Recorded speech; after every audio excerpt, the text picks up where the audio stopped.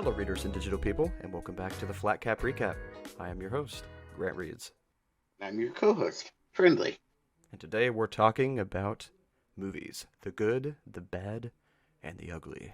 I'm going to start things off with a bit of a controversial statement here. I really think that movies, by and large, as a cinematic medium, as a means of telling a story, are inherently limited and based on what people want and expect from proper storytelling. It's almost not even a viable medium anymore, and Mm-hmm. the enjoyable just viewing experiences I've had recently have all been in the very much the mini series like vein of things. Yeah, Mandalorian, Book of Boba, Hawkeye. Like, I can watch a season of each of those and be like, I want more, but God, was that fantastic. Well, I feel like it honestly has something to do with the way that media has changed, even all the way over to things like YouTube. Because if you look at everything, everything's going towards that TikTok, that quick experience, and it's not just going to the quick experience; it's going to multiple experiences in a tight package. And if you put that into a movie format, you're going to make a garbage film. So I feel like what they really have to do to give everyone the amount of content that they're wanting from each piece of media, it just works better in a miniseries format because they can really expand on the ideas. They can do multiple timelines, multiple stories within one film set without trying to just throw it all into one film and ruin the movie. Because 2.5 hours is just not enough for people in this age of gorging on media. There definitely is a lack of quality content, but I also think that it's just Maybe there's you been look too at, many popcorn flicks, so they're wanting something a little more meat to it. Maybe. but I also think it's just a baseline of limitations of time don't allow for you to tell a really complete story. If I'm going to entertain people and tell a full complete story in one setting, I mean, how long does it take to read an audiobook? Right. That could You really be know, something to do with it too. It's not so much that they're needing a whole lot of media at once, but it's the fact that honestly, I think it still connects to people wanting things now or needing more stuff now. It's that they don't want to have to wait for because with that amount of information, you would have to make it into at least like a trilogy for it to make sense. But the problem with that is they don't fit all of that into a 2.5 hour movie, and they're not going to make that every single month or every couple months or like some of those shows every other week. It's going to have to be, or every week. It's going to have to be every couple years, and people just aren't really willing to wait for a complete story within the timeline of like say 4 or 5, 6 years. They're wanting it all now, so that's why that's selling better. They go ahead and they make 8 episodes of a show, which probably is equal to about a trilogy of a movie series, and then they'll just release that all weekly or all at the same time because people just aren't willing to wait anymore for movies. The way this sounds, it's almost as if we're possibly reaching the end of the age of movies? Maybe? I think no. I think there is still very much a valid place for movies. I think movies in the traditional sense of we have had a cherished story in paper, a book, or whatever for a long time, and we want to see it on screen. I mean, that's kind of always been what movies are about. Yeah. There's been a massive amount of transfer, and that's wonderful because I've wanted to see it, but now there's also the limitations that have made a lot of those, movies based on books just absolutely despised by Mm-hmm. many. Like I was a Harry Potter super fan, man, and I was livid over those movies. And I mean, she put it out over several years, and that's fine, Mm-hmm. but it's because each book had a full experience on its own. But I mean, but that's what people want. Yeah. And you can't really translate that in a meaningful manner from 350 pages plus to a 2.5 hour movie. So this is really them combating the old phrase, Well, you like the movie, well, you should read the book. So they're kind of trying to bring it to the same level almost by making these miniseries, or at least Yeah, closer. Yeah. I think you're right on that. I think you nailed the head. I think you really nailed that right there. It's they're trying to be like, you don't need the book either. We got this right here.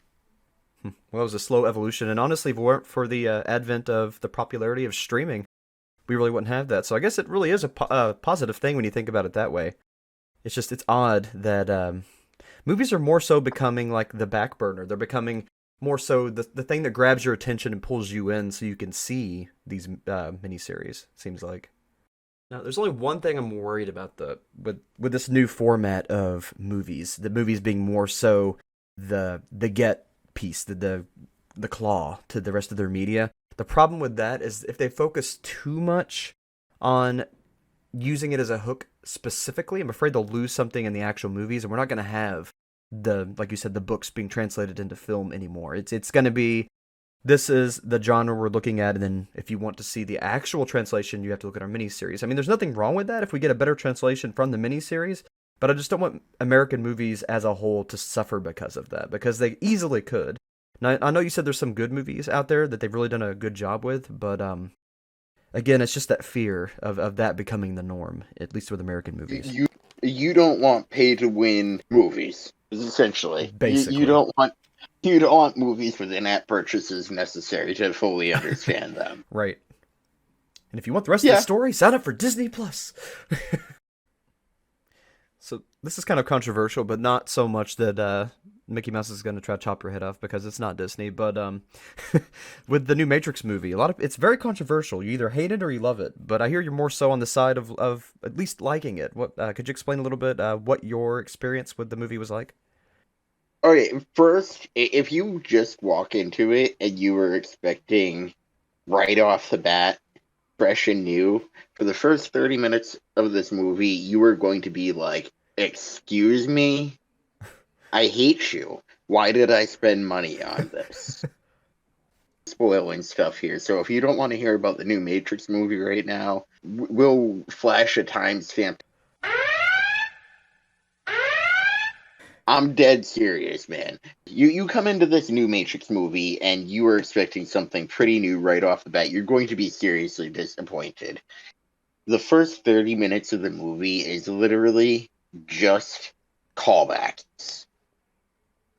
Tongue-in-cheek, corny, over the top, way too in-your-face callbacks to the originals. I'm talking like identical stunts, same taglines. It's everything you would expect from a corny remake. Die Hard 3. They said the same punchlines from the first two movies, and you're like, okay, say it with me now. I mean, it really starts out like that. So bad. It's awful.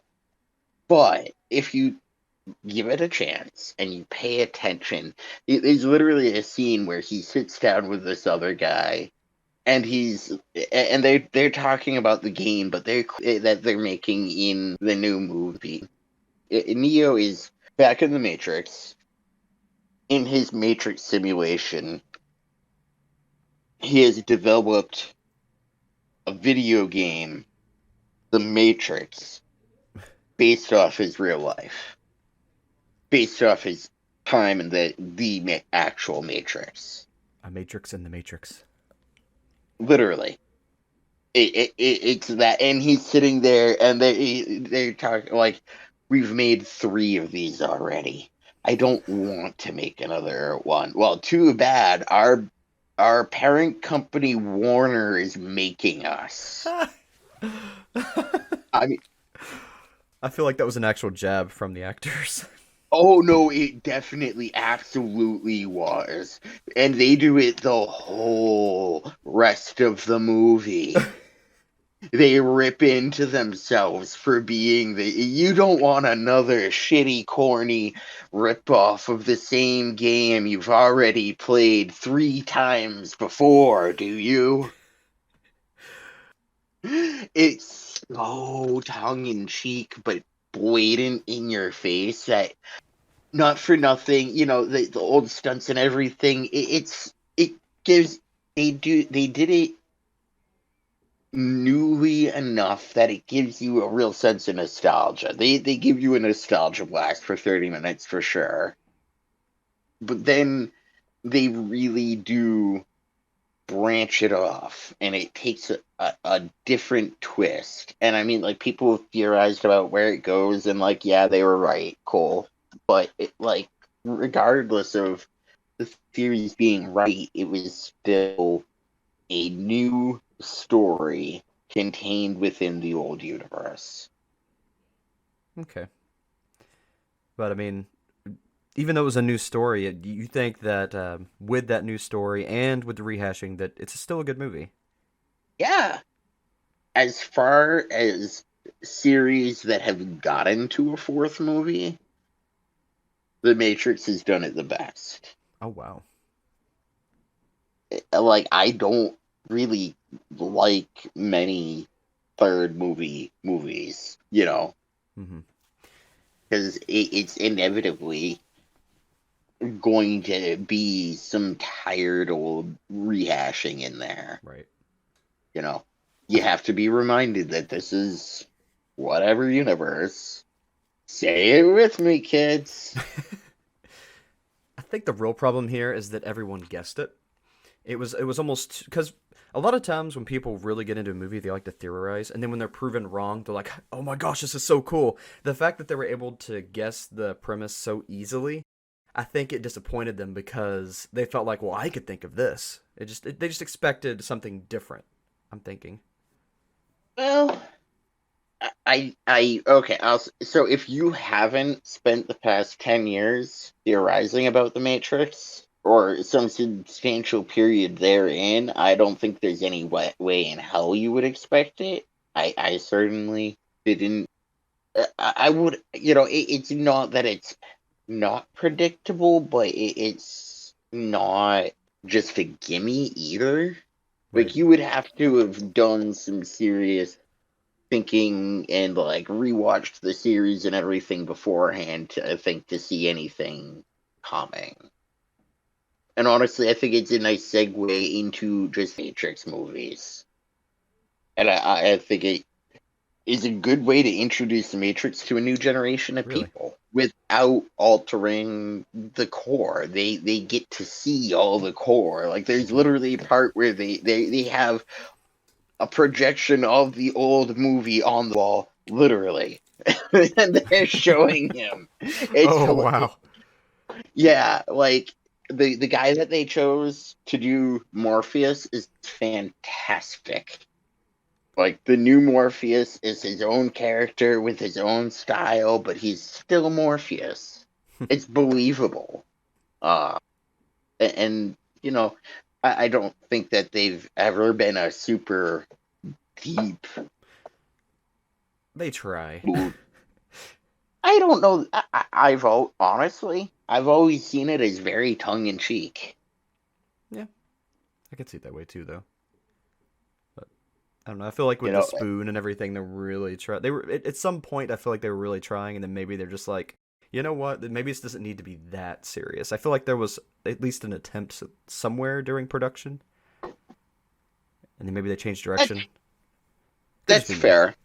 No, I can see that for sure. I think there was definitely, for the first movie, I think you're probably right that they were very much like, this is serious, and then they tried in the second, Mm-hmm. and were probably, by the third, they were like, okay, we're an action flick. Let's be real here. Yeah. Yeah.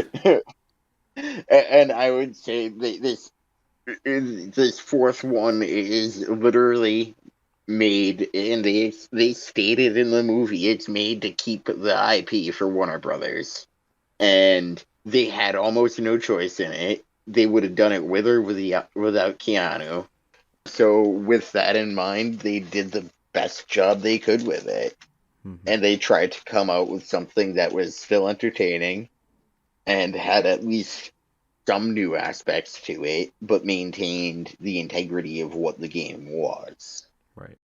Well, I think honestly the way they did it is pretty genius, especially for the generation we're in, because think about what's popular now. It's the new retro. It's watching things ironically and the callbacks, the nostalgia that's not really this generation's nostalgia, but it's new to them, but they know that it's something nostalgic and it kind of gives them a taste of the past, a taste of, the 80s, the big movie years. And I think they really, in doing it this way, with it being a callback, but also something new and bringing the new generation in, I think they did that part of it perfectly with what's popular. We've kind of talked about the problems in modern movies a little bit. Some of the good things, some of the newer movies, how with the new, with the miniseries and everything, they're kind of on the right track with making it more like this actual stories, more like the comics, more like the books. And they did really well with Ghostbusters Afterlife because they had callbacks to it, and it felt like fan service, but it didn't in a way that was disrespectful to the franchise, and they did it in a way that kind of took those old elements and expanded on them and added new lore. So they did right with Ghostbusters, but then we have stuff like Spider-Man No Way Home, and I can't think of the name of it, but the new James Bond that came out this year, and it's just, I don't understand the narrative they're trying to push here, because, alright, another spoiler warning for those who haven't seen Spider-Man or whatever the heck the new James Bond is called. I hated it so much I didn't even remember the name. I know it was supposed to be James Bond, but let's talk about James Bond first. Okay, so... Okay. Oh, gosh. The movie was freaking amazing. I went into it afraid, because they were talking about this is supposed to be the transition movie, it's supposed to be the last James Bond movie. After this, they're going to move on to his partner. They're going to have an offshoot series with the female James Bond, which is fun. That'd be cool to see a different angle like that. But originally they were going to replace James Bond with a woman, which it just doesn't work. You have to make a new character if you're going to have a gender swap and stuff. Just gender swapping for the sake of gender swapping, it hurts the franchise because it's a story we've all known. I love a new spin. I would love to see a gender swap or just, see them being somebody a little bit different, somebody who's not as mainstream, but you need to make it in a way that makes sense. That's what they don't understand. That's why all these amazing potentials in movies, that they keep getting crushed because they're really trying to force the character into a mold that hits all the check marks. It's not even about making a good movie in some cases. It's about hitting those check marks. And when that's the focus and not the plot, you've ruined the mission you're trying to accomplish, in my opinion. But they kind of did that originally. That's what I thought they were going to do with James Bond. I'm glad they didn't do that. I'm glad they turned it into a spin-off instead of a replacement. They did really well with the movie. It was really action. He had a great story. And then we finally see him finish, kind of almost retiring from his career, getting a family, and then they rip it all away. They make it impossible. I'm going to spoil the ending right here. They make it impossible to get to his family. They give him a virus that would instantly kill his family. They make it impossible for him to have anything at the end. And then they kill him. And that would be okay if this was just any other movie series, but this is a movie series that's been going on for like 80 years. There's old people who have watched this from the beginning, have been major fans, it's been a lifelong movie series passion for them. And then to just disrespect them and smack them in the face at the end? I mean, you could have even killed him at the end, but the way you did it was almost to say, well, he's been a misogynistic man this whole time and he deserves nothing. Even though he changed his ways. He's no longer a misogynistic man. No matter what you do, you're not going to be good enough if you did something wrong. And I hate that message. I hate when people throw that message out. That's probably, I don't know if I'll have to mute this part or not, but seriously, that is something on my heart and I really, really mean it. Second chances need to be a thing. I understand if they do it their whole life, and this is a movie. This isn't meant to be serious, but it's just the people that have been fans of the series their entire lives, I don't think it's fair to punish them now at the end. If you were going to do that some other part during the series, but ending someone's lifelong journey. It's like there could be people in like their 80s and 90s who went on a lifelong journey, and to just take away everything from him when he finally did right, and then kill him. And in this series like that was just cruel. It was cruel to the fans. I don't care what you do to the character. The character doesn't matter. You hurt the fans. I genuinely want to find out if there was a grandpa that died watching this movie. Seriously, though. I mean, it was awful. I mean, like that's some shit that would be like, lifelong. I can picture it now. Lifelong mega, James Bond mega fan grandpa goes to see the newest movie, and dies of sadness because they just killed him like that. Like, holy shit. I'd be pissed. Not only I'd killed be him, but so pissed. I know, but just I mean, even if they killed him at the Look, end, that's fine. That's fine. He's a spy. It's a dangerous job. I get it. That makes sense. But not have only him do go that, out in a blaze of glory. yeah, not make him tortured, lose everything when he finally chose to have a family, settle down, and stop being, just to do right in his life and to give it all up, go ahead and retire, have a good rest of his life. He did a good job. He helped people all this time.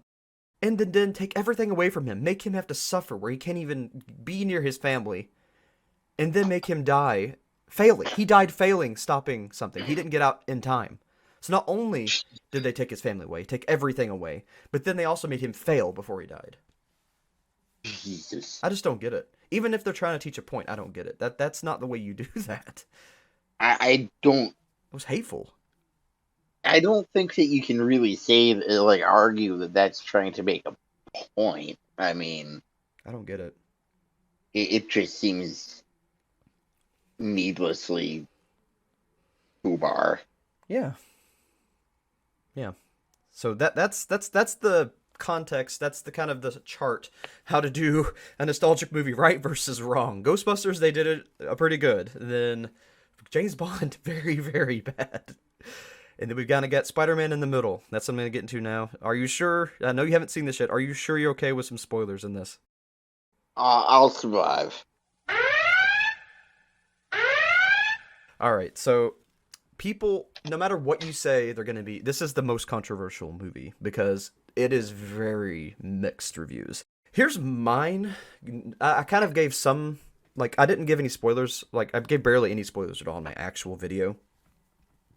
But this is going to be a little more so because I really want to break down the parts I loved and the parts that I hated. So, Of course. the movie had a couple, I wouldn't want to say plot holes, but unnecessary actions. Like the fact that Peter was in trouble and it was broadcasted over the news. S.H.I.E.L.D.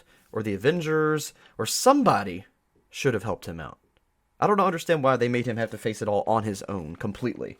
To the point where he reached out to anybody who could help him, and that, of course, being Doctor Strange. But, I mean, they did that for movie. I feel like they did that for movie plot exclusively. It was just for convenience. It wasn't because nobody else would help him. Because, I mean, Pepper wasn't, like, super close to him. But, I mean, Tony saw him as his son. It seems like she would at least help him out. At least give him a place to hide, you know? The whole world wanted him dead. Well, not all of them, but, I mean, a lot. I mean, half the world, it was divided. Half the world hated Peter, wanted Peter dead, and the other half were, like, they didn't know what to think. And I don't see that being a reasonable plot point for him to be completely on his own. Unless you just wanted to make him feel like the real Peter Parker. Because Peter Parker in the other movies usually starts out feeling alone. I feel like a lot of this movie was trying to force this Peter to be our real Peter. And they forgot about the plot. Because the plot was awesome. They made little mistakes like that. And then they did something really right. I loved this because I was expecting just your generic, which some people said they would rather have this, but I was expecting the generic fight the new big villains that came in. Oh no, they're rehash villains. Now you're gonna find out how the old Spider-Man defeated it and defeated it in your own way, and that would have been okay. But I actually really, really loved the way they did it. Instead of defeating them, Peter was like, you know what? All these died. All these people that died were actually good people that ended up in bad situations. Doc Ock, his chip malfunctioned, and the AI took over his brain. Green Goblin, he was a good guy, and then he got infected with the super soldier serum that messed up his brain and made him have a second personality. He wasn't really a bad guy either. And then Sandman, he was just trying to get back to his family, and he ended up stuck in the super collider. So he's like, you know what, you guys aren't really the worst people ever. Let's just try to fix it. Let's go ahead and try to repair his chip. Let's try to take away Sandman's transformation. Let's try to cure what happened with the Green Goblin. So he was actually trying to make a difference, and that was really, really cool angle. I did not expect that at all. And I'm sorry to spoil that, but No. That's wonderful news. Because I mean, honestly, like I've been lukewarm to a point about it. I'm excited about it because I've been excited because Spider-Man. But I was kind of figuring it was just going to be another rehashing, like you were saying. So hearing it's not actually makes me considerably more excited to see it. Definitely see it, but you're also going to be disappointed. I'm going to continue now. They did it perfect. about halfway through the movie. And then this happened, which is also interesting and also makes sense. They acted like they were going along with it, and then Green Goblin, he has this back and forth. So he's actually helping them, helping Peter figure out how to fix the others, because he's in his good half right now. He's rejected the Green Goblin, and then of course it switches, and then everything goes bad. Makes sense. Then they have to do another fight. Doc Ock's like, you know what? Maybe we shouldn't fix it. Maybe we're better this way, and they start another battle. Cool movie. Then I don't want to spoil all this for you, man. I'm sorry. This is the last big spoiler thing until I talk about what I hate about it. And then, of course, I mean, everybody's pretty much guessed this. It's on movie posters. It's not that big of a spoiler. But the other Spider-Man, Andrew and Toby, come to help. I mean, that was pretty obvious. Yeah, that was Yeah. like, oh, hi, you're on the poster. Right, exactly. Like you said. And, oh my gosh, the interactions are so freaking funny. They're just talking about the stuff they went through. Freaking poor Toby. Toby went through so much. He's like, oh, do you have a best friend? Like, I can't think of the name of the best friend in the newer Spider-Man movies. But, he has his best friend who knew about it. Yeah. Well, he's like, oh, cool. Do you have talking to Tobey Maguire Spider-Man. Oh, cool. Did you have a best friend like that? He's like, yeah. He died in my arms after trying to kill me. It's like, what? It was so great. And then no. And then he's, just like everything that he was talking about was tragic. Like, there's just so much tragedy, and that was so funny. And then they got on Toby about having actual spiderweb glands, and they're like, how does that work? Sorry if that's really private. It's just, it was so good. That's fantastic. Oh, yeah. And then they're gonna have Aunt May say the lines, with great power comes great responsibility, which, before this happened, before this movie, this Spider-Man felt completely different, which I liked. I liked a new take on Spider-Man altogether, but, he really didn't feel like Spider-Man too much. He felt like an Avengers character with a Spider-Man flavor, a little bit. Not completely. Iron Spider. Right, Iron Spider. Honestly, with the amount of like Iron Man assistance and stuff, Yeah. I'll say, like, when he first started out, that first new Spider-Man, when he's just figuring out some of the webs and goes, smashing through people's backyards in his shitty outfit, it's fantastic. And that felt like Spider-Man Absolutely. to me. But the second one really felt like, I don't know, it wasn't proper somehow. Yeah, I'm preparing myself. And now the parts of the movie I didn't like.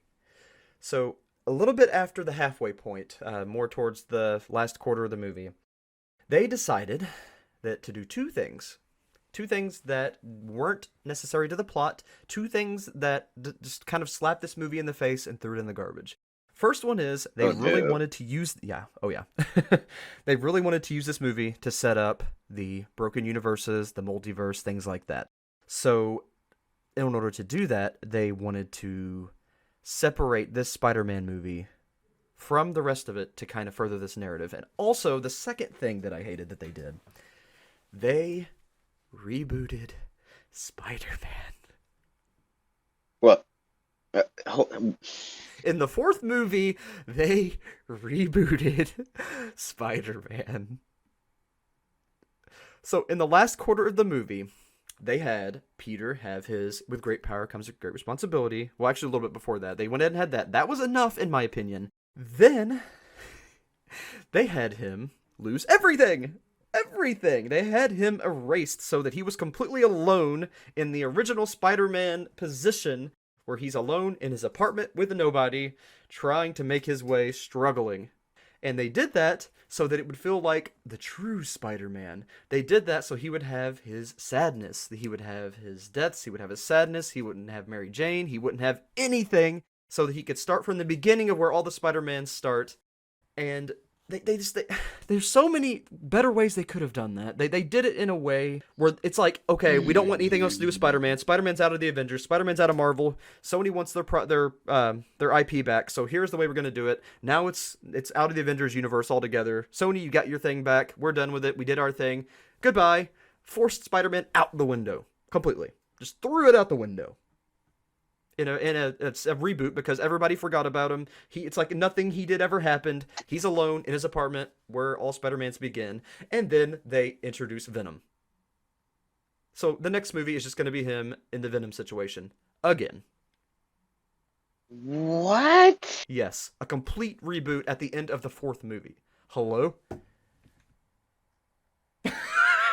Now that I know why I hate it. I love it and I hate it. It had so many freaking good things. It's such a freaking good premise. And then at the end of the movie, they completely ruined it. To freaking further their narrative of making Spider-Man its own thing, not having the Iron Spider-Man, and giving it back to Sony in such a quick. That's kind of what we were talking about earlier. How the movies, they're doing things too quick and they can't really focus on it. This should have been a freaking mini-series or something at the end, because they just freaking rushed it and threw it out the window to get. Okay, we got our multiverse. You can have your Spider-Man. We're both moving on separate ways. That's how I felt about it. I mean, that's it. That's all there is to think about it, unless you're crazy. That's what they did. They weren't fooling anybody. Just possum face. Right? Angry police possum right now. But please, don't let that ruin it for you. It's awesome. Just keep in mind. Honestly, I think you'll enjoy it more knowing the end is stupid, but the rest of the movie is really good. And a lot of really good things happen. They really do help a lot of people and make a lot of really big changes in the universe. So, and they're also going to introduce some things of Doctor Strange, some more Doctor Strange lore and kind of where things are going to go. So definitely worth seeing. Honestly, it's definitely worth seeing in theaters because there's awesome effects. Everything was just so well done until the end. That makes me want to wait till it comes out on demand, which is probably what was going to happen anyways. No, it's good. It's good. Like, I don't get it. Are they just trying to make, like, a big shock moment? Or is it... I mean, this feels like the same thing as James Bond. Why are they making these really awful, just random endings? I mean, are they trying to prove a point? Are they just trying to get rid of old series and make new things? They trying to just throw James Bond out the window, try to throw Spider-Man out the window, do something new? I mean, of course they're going to reboot it with Sony, but I mean, it's the Marvel mindset. What are they trying to prove? Okay. We've got a pretty Marvel supporting family here. At least as far as myself. Like, we watch all the new ones, and, we watch through the whole series, like, the whole of the movies in proper order. We're pretty up there. We enjoy a good Marvel movie. And what you're telling me just doesn't make sense with the rest of what I've seen from them recently, even. Because they've been setting up through the Loki series, the Shang-Chi movie. There's been a couple other things, Hawkeye, even a little bit. Oh, so good. They've been setting up for just explaining how, at just like a core level, how the whole timeline mess got started, and really how it works, especially with Loki. Mm-hmm. So there's a lot of setup there to kind of change things around and stuff. So it's not completely unexpected that they do some changing there, but in context of the extended universe, I guess, if you will, of Marvel, that just isn't necessary. No. Only thing I can think of is they were just tired of it. They didn't want Spider-Man anymore because Sony was giving them too many problems. That's all I can think of. There's no other reason to end it that way. Even then, they've sued Sony to use it for it, and won. They had it to use for a good amount of time, and they even renegotiated good terms recently, within the last year. I mean, could have just been the writers, bad writers, maybe. I mean, I don't know. I didn't really look into who all wrote this one, who all was working on this one, but it didn't feel right. At the beginning, it did. At the middle, it did, and then there was some kind of narrative they were trying to spin at the end, and it didn't feel right. It felt. I don't know if they were trying to go for a shock factor to maybe make a big stir on the web. Maybe they were going for controversial to try to stir up, people talking about it and everything. But I don't know. It didn't feel right. It didn't feel natural. It felt forced. It felt very forced and very like they were trying to just get rid of it. It felt very I can't think of the word right now, but the word that comes to my mind is it sounds shock jockey. Yeah, exactly. That word, that quick instant. Mm-hmm. that immediate knee-jerk reaction of anger or whatever it is they're going for, and then, but it doesn't last. I That's don't know. sad. It felt dismissive, it too, though. It really did. It felt dismissive. It felt like they were like, well, we did all we could do with Marvel Spider-Man, so we don't really want to have to work with this anymore. We're just gonna make it go back to the old formula and just try that route again. I mean, I understand if they're doing this to kind of hint that they're going to make more Tobey movies or more Andrew Garfield movies, because I mean, this could easily allow for an Amazing Spider-Man 3 or Spider-Man 4. No problem. And it would make sense. And it would be awesome. They could really do it now. No problem at all. And maybe that's why they're trying to make you think like, okay, going back to Spider-Man roots, because we're going to have, traditional Spider-Man roots movies with the original or the older actors. Now, if they're doing that, it would make a little bit more sense. But even then, why would you have to do it this way? There's so many better ways to do it. It's like they didn't even care anymore. So I don't know if they're doing that or just stopping Spider-Man altogether. I'm curious. Just for the sake of like monetization and stuff, I will recur to current illnesses as unicorn. Yeah. I wonder at what point in the whole unicorn problem that they were when they all hit, as far as the writing goes. I wonder if there was a point where the lead writer or something got, stabbed by a unicorn.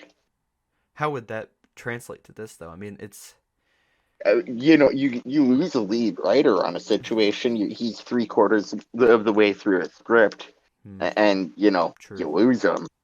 Like, you can't... You already have announced your film. People are expecting it.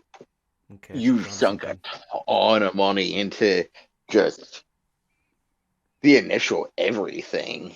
Marketing and everything. You can't back out, but you've got 3/4 of a movie.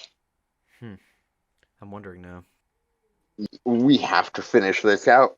We don't know what we're going to do next because we don't know who's going to manage the next project. We don't even know what that one's about, and we can't just leave it. Yeah, that makes a lot of sense because it really just did not feel cohesive. It felt like a totally different movie at the end. It really did. The writing, the cinematography, everything just completely shifted. It's almost like they were at the point where it was the big battle, and then they lost the director or the producer or whatever, and then tried to finish it out with a different production company. It really did feel like that. Huh. I didn't think about it that way. You might really be onto something there. So, I mean, just the way you were describing it to me sounded like, discordant writing. Mm-hmm. It doesn't sound... Either that or somebody got angry. I mean, you laugh, but I mean, writers' strikes are a real thing, and, so are enforceable contracts, and might be an enforceable contract, and you might not want to write that, but it doesn't mean you have to write it well, and it doesn't mean they have to publish it. I don't know. Something happened though. I don't. It was either some kind of narrative trying to be pushed towards, I don't know, a reboot of Spider-Man or trying to make him the true Spider-Man. Something got in the way of the story big time, and you can really see it. Really see it. But I don't know. That's sad to hear too. Yeah, because it could have been awesome. I mean, it sounds like for like the first 3/4 of the movie, it was. It was. It was as good as any other Spider-Man movie. Absolutely. Coming from a super fan of Spider-Man, that all the Tobey series and Andrew Garfield, it was on that level. It definitely was. It didn't feel like a rehash. It felt like a new twist on old villains, and it felt like they were closing out the chapters. It felt like they were closing out the bad things that happened to the good people in the Tobey movies and the Andrew movies. So it felt like a conclusion to Spider-Man in a way. Kind of like they're closing the doors and then doing the next thing. So why close the doors and help people and let everybody be happy just to open the doors again and to have Spider-Man feel bad now? It's almost like they're teaching the story that if you help others and fix other people's lives, your life is going to be miserable in return. So it's like, are they trying to teach people to be selfish and only help yourself? I mean, really, what are they trying to teach there? And why open more doors if they're just going to close it? I mean, I don't get it. Not for nothing. I think that's a message they've been trying to teach people for a long time. I don't know. But, I mean, yeah, no, that just doesn't seem... It wasn't logical. Close the door, close the door, close the door, move on. Oh, look, we opened the door again, but just for you. Everybody else is happy now. But you just gotta suffer because we need somebody suffering. I mean, it's just like what the frick, man. I don't know. That was my opinion at least. That's how I felt when it was over. And honestly, it was the first time in my life I was not able to talk about a movie. I was just like, I don't know what to think. I felt like I was insulted in some way, and I don't know what to think right now. Why would you do this to me? Yeah, I'm done. Please. because they hit all your Jeez. heartstrings for sure, in a good way and a bad way, and they get you so emotional seeing lives be fixed and seeing things be put back together, and all these things you grew up with, all this nostalgia, just being put there in a good way, and things finally working out for people, just to rip it all away again. It's like they built you up to tear you down, to see how high they could get you, and see how far you could fall. It really felt like an attack in a way. I don't know. It did though. It really did. Wow. Part of me is like, man, that sounds like really good storytelling, but also because of I can live with being built up to be shot in the face. I in many on many levels admire that ability in a good story. You can make me invest in somebody and care about them, and then have it end in a meaningful way. That's the thing. It didn't end in a meaningful way at all. Yeah, and I could live with that. But from what you said, this was just I'm gonna spit in your face now, and you're gonna pay me $10 for this ticket. Yeah, basically. Now, if they would have had that level of a climb and a drop, with an ending that made sense and still closed some doors and maybe even opened up to the next big thing that's going to happen, or show Peter having to face the next big thing, not another freaking Venom face, but actually something important, something new. And that you're going to see, well, all this tragedy is going to build up into something new. You could still be hit with that same level of tragedy, but hitting you with tragedy and then making everything he's ever done pointless just for another basic reboot, it's just insulting. It is. It's insulting to the people that paid to watch this movie. It made everything he's ever done pointless. There is no such thing as Marvel Spider-Man. None of it matters. I mean, of course it does in some ways, because I mean they were able to save certain people and and stuff in Endgame and all that. But at the same time, it's like everything he did in this movie. I mean, how do we even know they're all gonna live once everything's fixed? I mean, just they made everything feel, even if it wasn't, they made it feel pointless. Sounds like they made they took 2 decades of Spider-Man and said, "Shove it, guys. Deal." We're just gonna start over again. We don't watch Spider-Man for the reboots. It's not a reboot show. That's what we've been trying to get away from. Freaking grief. Right? It's James Bond all over again. It is. I think that's another reason it hurt me so much. After coming from James Bond and them ending a legacy like that, just to basically end. And I mean, they may do more, but just it felt like an end to another legacy ruined, and I hated that. It's like, why are they trying to ruin the things we like? We don't like everything you all are coming out with. Some of it's good, some of it is garbage. I'm sorry that hurts your feelings, but you're not going to make it better by killing what we do like. Is this you guys being upset because you didn't make as much when the unicorns came out to play? Is this a spite move? I mean, Something? that's what it felt like. I mean, really, what's going on here? There's something more to this, for sure. I don't know. I was excited. You know You know what I smell? What? You know what I smell? I smell GPT. You chuckle, but I kind of want a Grant investigation into this now. What actually happened with Spider-Man? Better be quite the journey. I could try it. I'll see if I can find anything. Who knows? You should try and you should email somebody, see if you can't get like an interview or something. I could sure try. Right. Yeah, I might try that. Seriously. See what the heck happened. Even yeah, seriously, I'd start going through the credits. I'd start looking through the credits, find somebody lower down that's just like, they were there.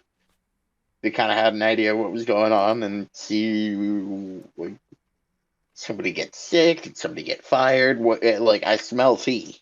Mm-hmm. There was drama somewhere with someone about something that caused this abrupt about face. Definitely. I don't know. That's a pretty good idea. So I'm gonna try it. I'm at least gonna try. Let's see. I don't know how far it's gonna get me. I don't know how long it'll take to get there, but yeah, I'm gonna try. Thank you all for joining us today on the Flatcap Recap. I'll see you next time, and remember, keep your eyes wide open and never stop reading.